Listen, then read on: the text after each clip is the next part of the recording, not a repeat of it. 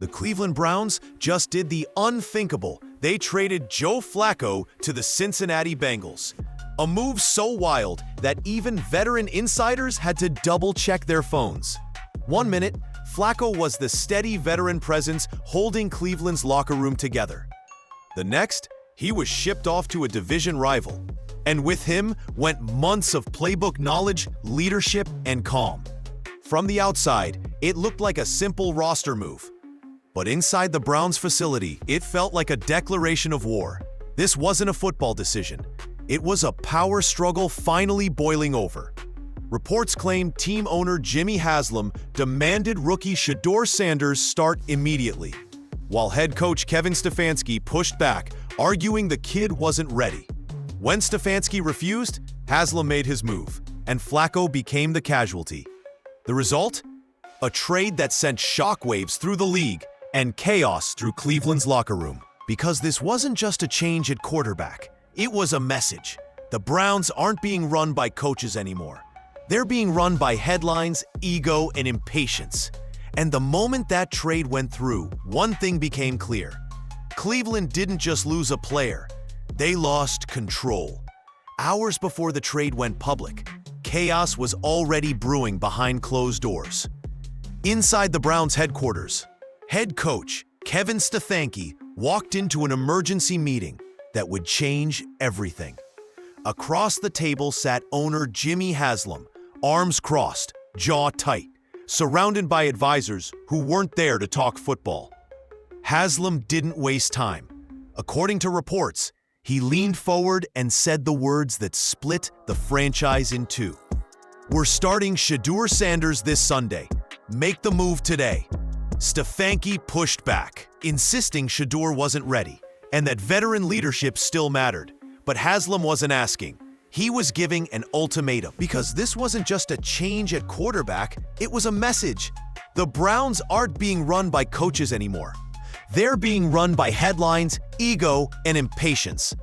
And the moment that trade went through, one thing became clear. Cleveland didn't just lose a player, they lost control.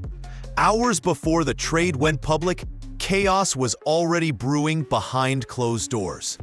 Inside the Browns headquarters, head coach Kevin Stefanski walked into an emergency meeting that would change everything.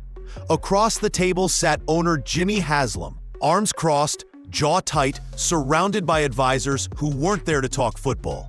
Haslam didn't waste time. According to reports, he leaned forward and said the words that split the franchise in two. "We're starting Shedeur Sanders this Sunday. Make the move today." Stefanski pushed back, insisting Shedeur wasn't ready and that veteran leadership still mattered. But Haslam wasn't asking. He was giving an ultimatum. Start him or we'll find. Every time Shedeur dropped back in practice, the crowd roared. Every time Stefanski gave Joe Flacco more reps with the starters, the cheers turned into grumbles. The locker room began to split. Veterans trusting Flacco's calm experience, younger players drawn to Shedeur's energy and star power. The tension wasn't spoken out loud, but it was felt in every huddle, every meeting, every press conference. Stefanski kept repeating the same line, "He's developing, he's learning." But the patience outside the building was running out. By the end of camp, the question wasn't if the Browns would hand Shedeur the reins, it was when. And when Haslam realized that waiting any longer meant losing control of the narrative, the countdown to chaos officially began. When the Joe Flacco trade hit the internet, it didn't feel real at first. Reporters scrambled to confirm it. Insiders refreshed their phones in disbelief, and fans across Cleveland erupted. Like it was breaking news from another universe. Within minutes, hashtags like #Shedeur season and #NowWe'reABrowns were trending nationwide. Bars replayed Shedeur's college highlights on loop. Local radio shows celebrated it like a long-awaited revolution. To the fans, this wasn't just a trade, it was deliverance. After decades of heartbreak and revolving door quarterbacks, Cleveland finally had its chosen one. But inside the locker room, it wasn't celebration, it was confusion. Some players fed off the new energy, calling it a fresh start. Others sat in stunned silence, wondering why the team had just handed their veteran leader to a rival. One veteran reportedly muttered, "They're turning a rookie into a messiah before he's played a down." Still, the hype was impossible to contain. The city was on fire with hope. The organization was basking in attention, and Jimmy Haslam had his headlines. But beneath the cheers and hashtags, something darker lingered. Because this wasn't about football anymore. It was about control, and Cleveland had just traded away its balance for chaos. On paper, the Joe Flacco trade looked harmless, a veteran sent away for a late-round pick. But in reality, it was one of the most reckless decisions any NFL front office could make. By shipping Flacco to Cincinnati, the Browns didn't just lose a backup quarterback. They handed their biggest division rival a copy of their entire playbook. Flacco had spent months inside Kevin Stefanski's system, learning every protection call, every audible, every red zone read. Within hours of the trade, one AFC North executive summed it up perfectly. Cleveland just gave the Bengals their playbook and a backup plan. Around the league, coaches texted each other in disbelief. Why help the enemy? Cincinnati couldn't believe their luck. They gained an experienced veteran, a locker room stabilizer, and an inside look at their opponent's offense.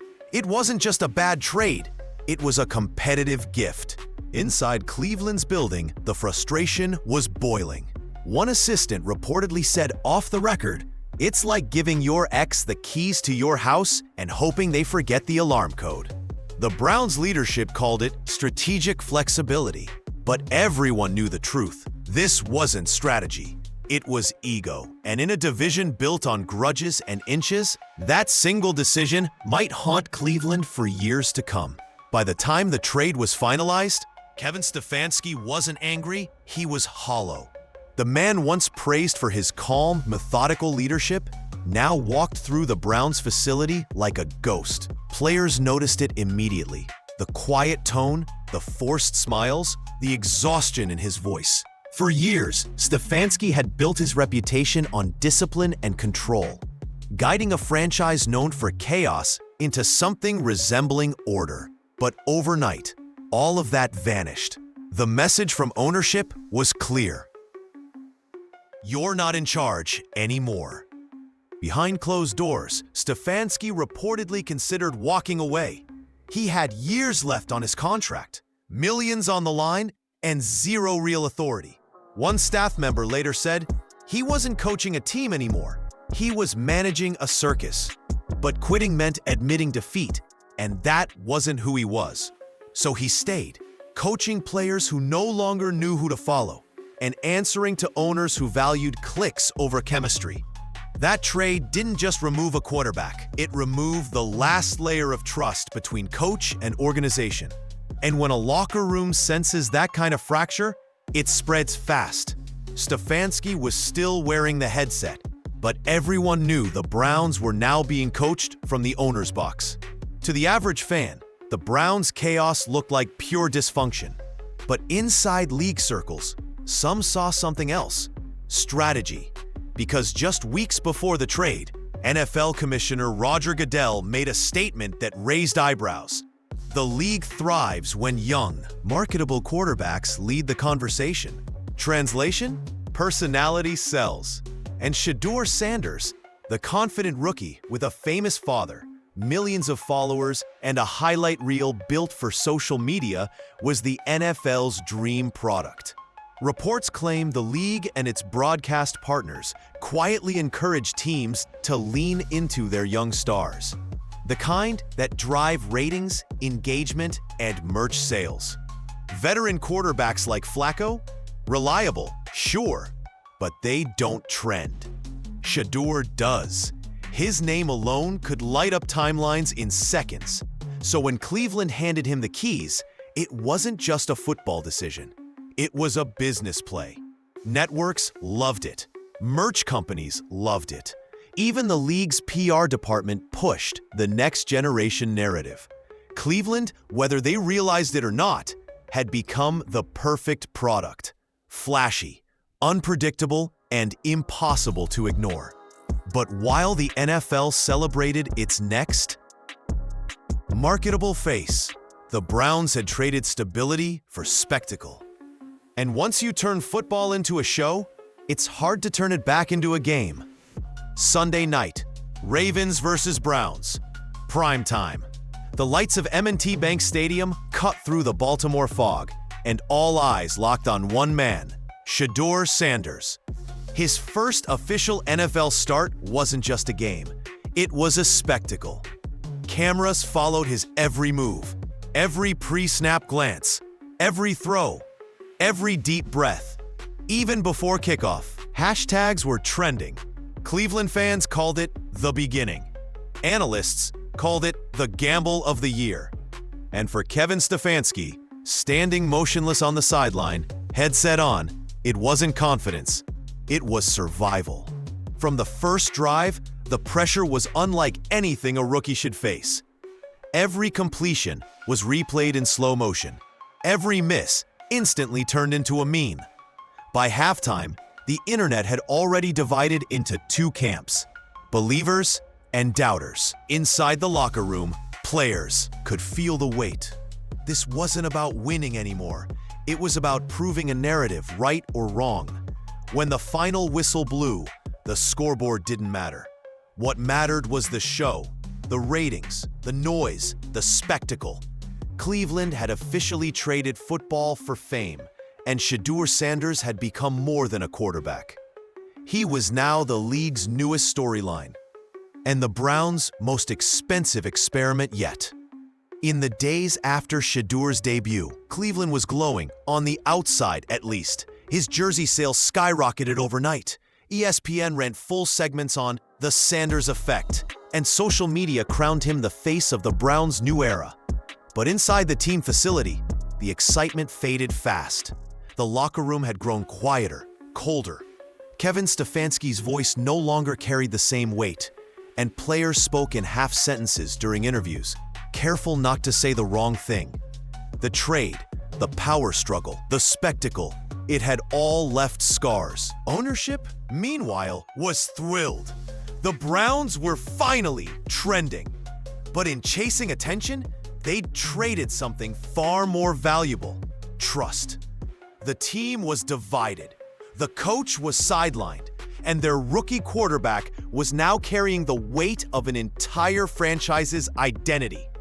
Every throw, every mistake, every headline, all of it now tied to his name. Cleveland didn't just hand Shedeur Sanders the keys, they handed him their soul. And as the spotlight burned brighter, one question lingered over the franchise like a curse. Did the Browns finally find their savior? Or did they just sell everything that made them a team for one more viral moment?